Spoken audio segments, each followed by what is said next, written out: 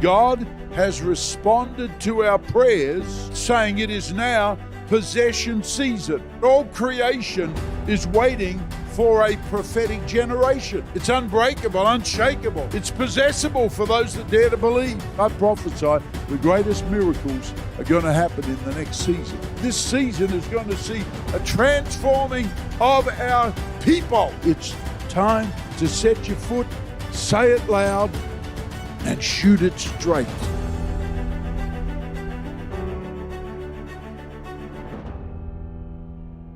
I'm Steve Penny. I want to talk to you today on overcoming grief. We lost a son. He was 27 years of age and died of cancer some years ago now. But I have a lot of people come to see us on how do we deal with grief. And so I've written a book on our journey, and that's helped a lot of people going around the world. But I just feel like grief is a pandemic right now in our society. And so I want to do 3 short sessions on overcoming grief.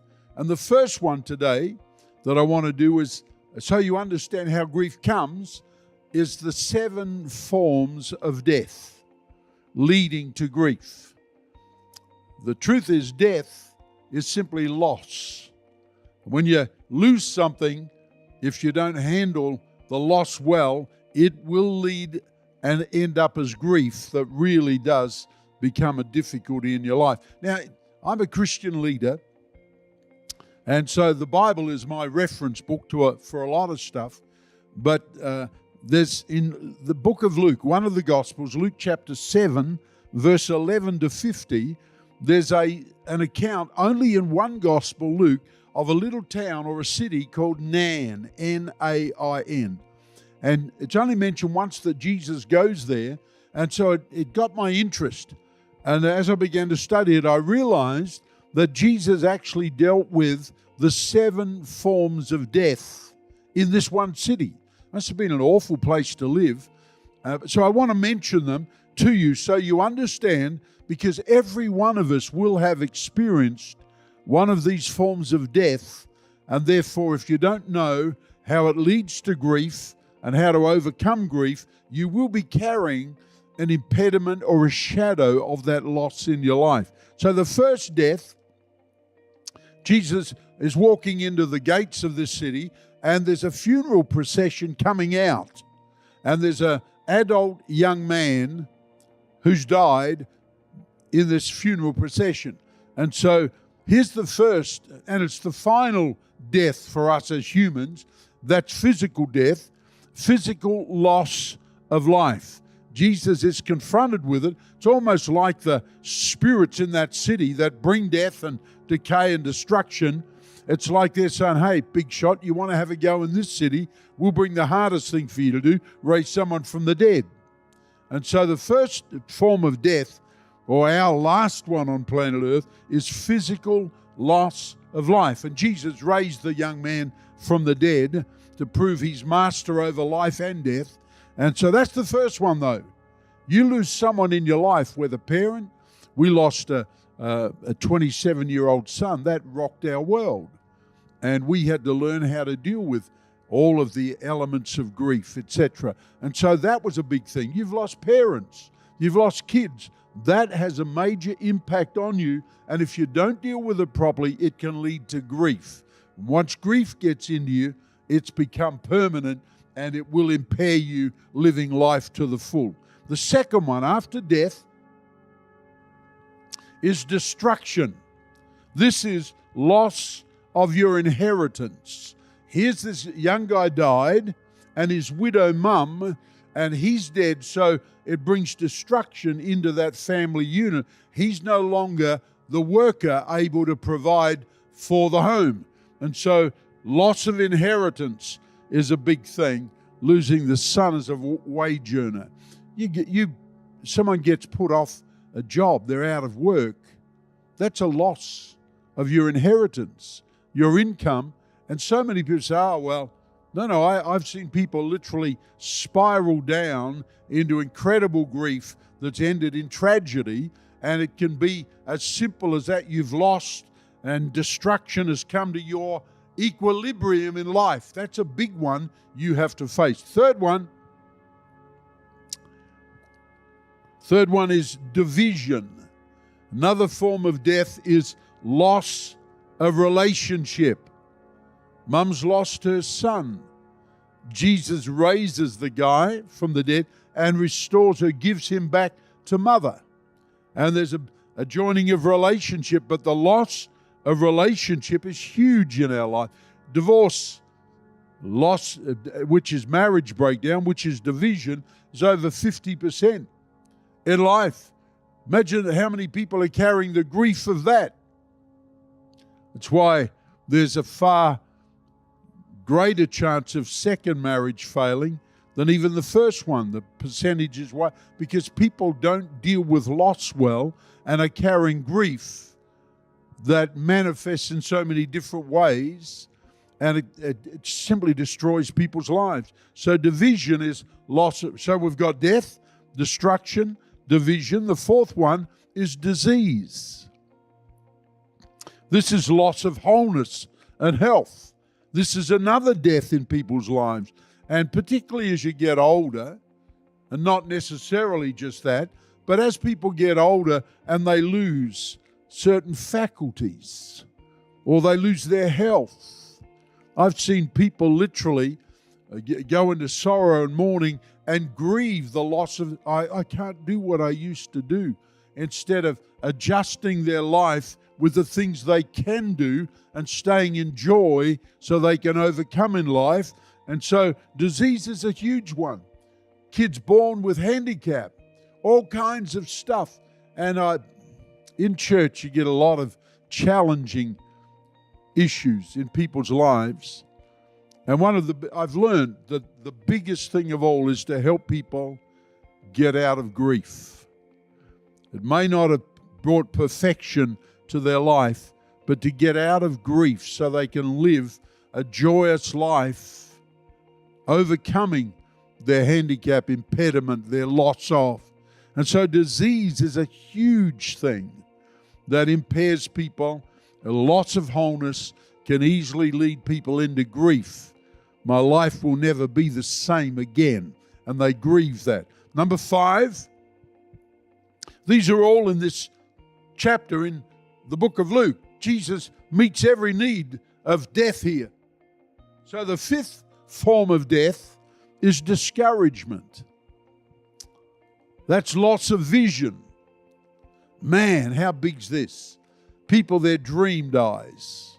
Someone breaks up their world and their dream of a life with vision and hopes and dreams of great things is just broken at their feet. And so loss of vision can become a huge issue in people's lives. And each one of these accounts, I'm not going into all the details, we don't need to, because I just want you to get these 7 forms of death. You will have experience of. I've experienced loss of vision. The disappointment, discouragement that comes from that. And you've got to either regroup and go again and try something different or have another go, but you cannot let grief. I've failed. It's not going to happen. I've missed my opportunity. Loss of vision is discouragement. And then the 6th one, 6th form of death is also a loss, and this one is defilement, the loss of purity. I don't know how many people, they try and cover that over and get on with the, more sparkles and more weird and more, whatever in life. But deep down, they know they've lost something very precious. Whether that was a stupid act of their own and it took them into a lifestyle that defiled them, or whether it was an abuse from someone else and it defiled them. I don't know how many people I've had to share with and talk with about defilements. I feel second rates. I know it was my fault, but I just got caught up in, and you see, that's where you have to learn to overcome the grief of abuse and all that stuff that brings loss of purity and wholeness. The 7th one is really the result of many of these, and it's disgrace.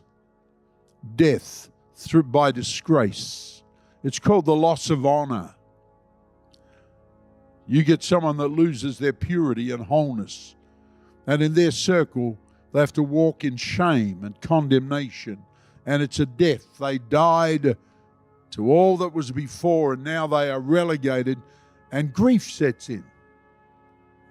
Thank God for the Christian message that can set you free from all of this stuff. Jesus came to overcome death, but you need to understand the 7 forms of death here, because you will have experienced some of them, and if you've allowed it to grow and fester, it'll become a shrine of grief in your life, and then it becomes a life impediment from then on.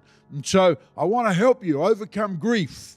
That's session 1. We're coming back with session 2 on the stages toward grief that happen in your life and mine. Hey, God bless you. See you soon. I'm Steve Penny, and I'm talking about overcoming grief. This is the second short lesson together in how to overcome grief. The first one was, I talked of the 7 forms of death, which are 7 forms of loss in our life, that if you don't handle that well, it'll fester and become grief in your life. So now I want to talk about the 3 stages of grief that happen in all of our lives when we lose something and it's traumatic to us. The first stage of grief is sorrow. Sorrow is the impact of your loss, the impact of loss on your life. Back years ago, our 27-year-old son Andrew died of cancer. After about 8 months being sick and deteriorating, it was all through his body, he died of cancer. The impact of that on our lives as a family made us incredibly sad. It was an incredibly sad season for us. But here's one of the things I learned through that period. Just because it's a sad day, you don't have to keep it as a bad day. I turned to the God of hope, and God said, it's a sad day. You'll emotionally express that, but don't put it on your life as a bad day, or it'll be a curse upon you for the rest of your days. You'll end up with grief. And so a sad day does not have to be a bad day. It's bad at the time. The impact of it is earth-shaking. It just rocks your world. And we don't make light of that. You and I are devastated when we go through these valleys of the shadow of death. Whatever it is, any of the 7 forms of loss, they may not be a big one to someone else, but to you it's a death. And it's rocked your world. And if you don't deal with it properly, that will become grief in your life. It'll change your personality. It'll change your trust of other people. It'll change your good confession about life, because grief is a festering thing within you, and it's of no good for your future. So the first one is sorrow. Man, it hit us hard. We were very sad, but thank God He taught us, don't carry this as a bad loss in your life the rest of your days. The second one, after sorrow, the second stage of grief is mourning. You got to get these. These will help you really come out of this spiral of grief. The first one is sorrow. I was sad. It rocked our world. The second one, and that was the impact of the event, the loss. The second one is mourning, which is the implications of your loss. See, I lost my son Andrew at 27, and it rocked our world. But weeks and months after that, the implications, not the impact now, we've stopped crying every day. The implications of that loss now started to eat away at me. I lost my golf buddy. Andrew loved golf, and I loved to beat him at golf, and we just loved that. And when he died, all of a sudden, I looked at He loves surfing, and I love to be a part of that too, and as a family. But the implications of the loss started to eat away at me. I didn't realize it until I realized I hadn't played golf for a year after he died. I'd said no to all my buddies and all my golf friends. I just don't feel like it at present. I've got too many memories of Andrew throwing his clubs into the lake when he had a bad shot. I got too many memories, and so I lost something that was going to haunt me the rest of my days, and didn't play golf for a year. And then again, God spoke to him and said, get your act together. You got to let this sad event be a bad event the rest of your days. And so I had to deal with mourning. And we'll talk about that in a little moment as well. Sorrow and mourning, the Bible says, have to flee away. They have to leave. You've got to tell them to shove off, boot off, get out of my life. I'm not going to cry the rest of my days. I'm not going to mourn the implications. This is very important. So mourning. And then the last one, if you don't deal with sorrow and mourning, it will. The first sorrow is the impact. Mourning is the implications of what it means for you going forward. But if you let grief start to get a hold, that's the impartation of your loss into you, into your spirit and your soul. It's now inside of you. And you allow sorrow and mourning to stay, grief will get into you. And grief is simply a shrine inside of you to your loss. You go and worship and feed it every day. And sorrow and mourning are your henchmen as you let grief control your life from then on. You have to deal with sorrow and mourning until they flee away. The Bible actually says, and it deals with this issue, it says, faith in God, through faith in God, having hope of a better tomorrow. It says, sorrow, you can turn your mourning into dancing and your sorrow into joy. We had to practice doing that. Instead of mourning, we had to get up and enjoy life. Find reasons to be happy. And your sorrow into joy. And all of a sudden, everything started to change for us in our lives. Do you get those three?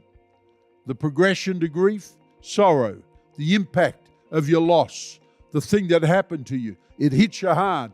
But if you allow it to hang around, it'll turn to mourning, which is the implications of that on your life from that time on. And if you stay with that in your life, it'll end up getting into you and become a shrine of grief that demands your allegiance from that time on in your life. I hope that's helped you to understand. The next session I want to do is on my 7 keys. They're in my book. Look out. Where's the Miracle? Finding Hope Again. The 7 keys that I want to share with you in the next session. And so I'll see you back real soon. God bless you. See you soon. Hi, I'm Steve Penny. I'm doing these little sessions on overcoming grief simply because I have been overwhelmed as a Christian leader, pastor, and counselor, mentor, with people carrying grief on their lives. They don't know what to do with it. They don't know how it's become a stronghold and a real controlling thing in their life. And many of them even deny it's there. But by their behavior, I can see it. And I have so many people come to see me about loss in their life. Session 1 that I did is on the 7 forms of death, which are 7 forms of loss. Death is a loss of something in your life. You got to check that out. If you haven't, you're catching up with this one. The second session I did is how the loss brings sorrow, then mourning, and if you don't deal with those, it turns to grief. And when it becomes grief, it becomes internally a shrine to your loss that is life-controlling. Then you're in real trouble And then this last session I want to do with you on overcoming grief are my 7 keys that I share with people that are going through tragedy, loss, and circumstances that have brought a form of death into their life. Here we go. Here's my 7 keys. Number 1, it is a sad day, not a bad day. You got to get that one. I talked about it in one of the sessions. It has to be, you've got to move on from a sad day emotionally, feeling all of that stuff.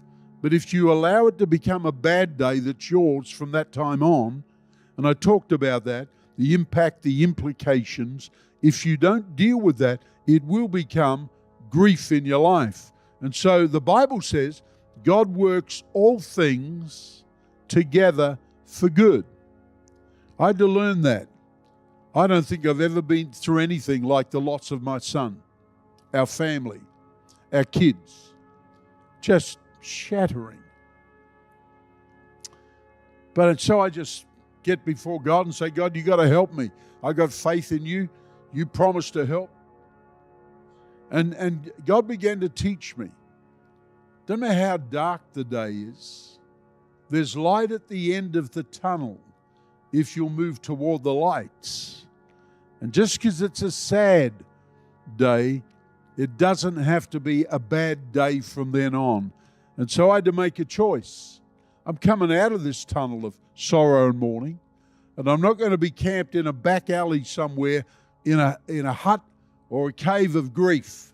I refuse to live that way, God. You've promised me more. And so that's the first thing I tell people. Maybe a sad day, but you have to willingly want to move out of it and see good days ahead because God's promised them to you. The second one, key, is you've got to sow your son. God spoke to me. You've got to sow your son or your loss to God. Again, God dealt with me, and it's in my book. I write about all this. God said, you've got to choose not to lose your son. We know that people live eternally that believe in God, and you're going to see your son again in heaven. He's just transitioned to a better place. You haven't lost him, therefore don't mourn him. You're sad and all that stuff, but you sow him into my purposes, and I will give you blessing and favor and increase even through the darkest of days. And so God said, if you'll sow your son to God, you'll reap a harvest of sons. I love this. You'll reap a harvest of sons. And so I was asking God what that meant, and God took me to a little verse in the Bible, Song of Solomon, chapter 4 and verse 4, and it says, your neck is like the Tower of David, and it's a strong armory upon which hang 1,000 shields, all of them shields of mighty men. And God said, if you won't mourn the rest of your days the loss of your son, but you'll sow him into my purposes, I'll give you 1,000 sons and daughters, and they'll all hang their leadership off your influence around the world. And God's been doing that over the years since then, adding people into my realm of influence that would call me one of their fathers in the faith. And it's one of the most exciting things that's ever happened in my life, because I dared to sow my son into God's purposes and not lose him here in this world and be mourning the rest of my days. Sow your son or your loss, whatever it is. Turn that which was a real issue, turn it into your testimony. God will bless you and increase you greatly. The third thing, I think it's number 3. Third thing is this. Our son died, but we didn't. I'm amazed how many people walk around like death warmed up because they had a death, a loss in their family. You got to learn that just because you had a loss doesn't mean I'm still breathing. I'm still alive. And so I tell people this all the time that have loss. Don't feel guilty about getting on with your life. You can't mourn forever. You can't be in a sad sack, sorry state the rest of your days. Don't feel guilty about getting on with your life, because there's a whole life ahead of you. You're still alive. Number, whatever it is. Next one, you got to keep good memories, not bad ones. Look back on what you lost and find good memories and say that they were good things, even in the midst of it. You had a bad marriage, ended in divorce. Not every moment of every day was bad. You can focus on all the badness and all the nonsense and all the hurt, or if you want to come free and get out of that, you focus on the good memories. Well, that was a good day, and yeah, we got some whatever. That'll never imprison you in a prison of self-damaging hurt and unforgiveness. And I got a little saying, the fragrance of heaven comes from good memories. The stench of hell comes from bad memories.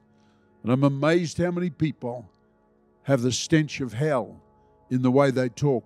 The fragrance of heaven comes from good memories. People say, how'd you get through the death of your son? And I'd say, well, the truth is I got a lot closer to God. It was one of the best seasons of our life as we came through it and saw God's blessing and favor on our lives. And so number 5, here's the next key that I learnt in the journey of overcoming sorrow, mourning, and grief. You got to keep your friends close. Find those in your world that can be positive and normal in your season of loss. Funny thing, I was leading a church and I couldn't work out at first why so many people avoided us. And I realized they didn't know what to say. They just felt at a loss as to, you know, they know they can't come up and be normal, and because we're traumatized. No, that's the very thing you have to do. Be normal. Find friends that can be normal in your journey back to normality and blessing, and stay close to them. And then secondly, beware of weird new friends.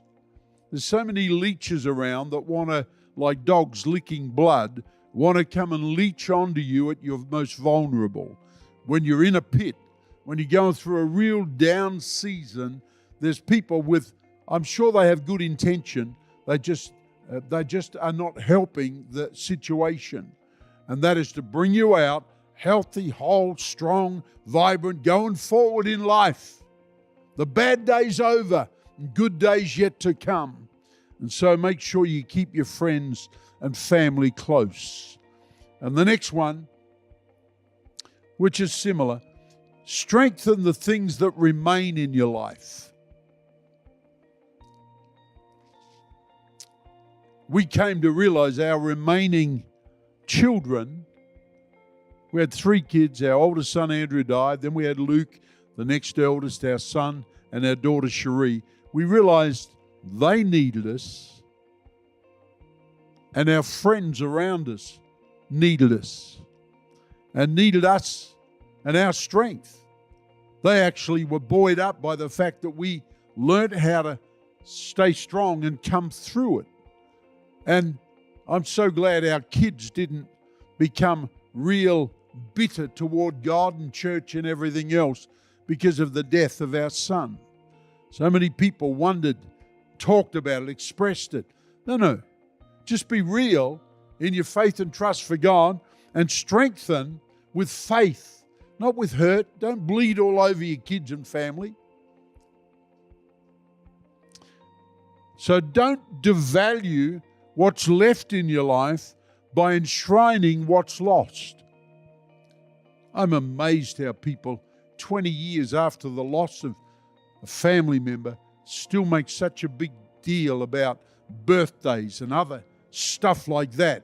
And they impose this on all the people in their world. Get over it.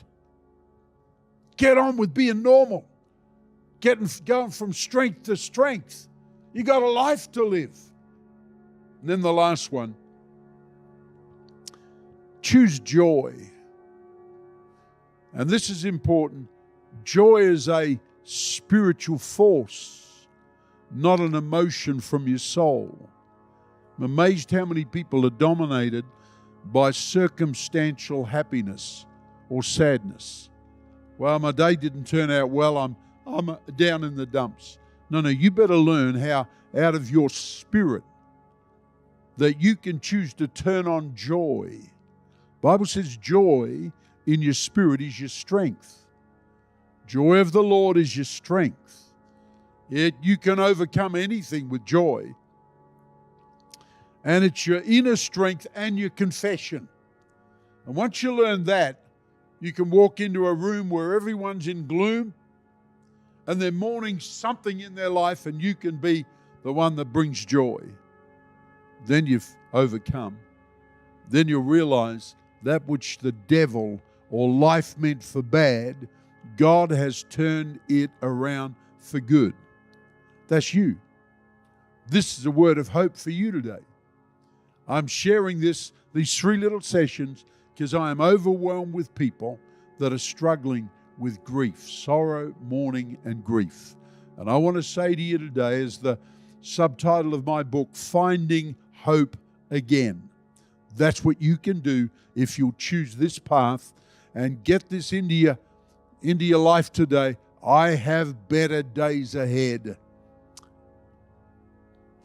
Amen. I pray God will bless you. I pray you'll find hope and strength as you put your faith in God. He's for you, not against you. Life may bring things against you, but God will work it around so good comes out of it, and you can go on and overcome in this life. Amen. God bless you. See you next time.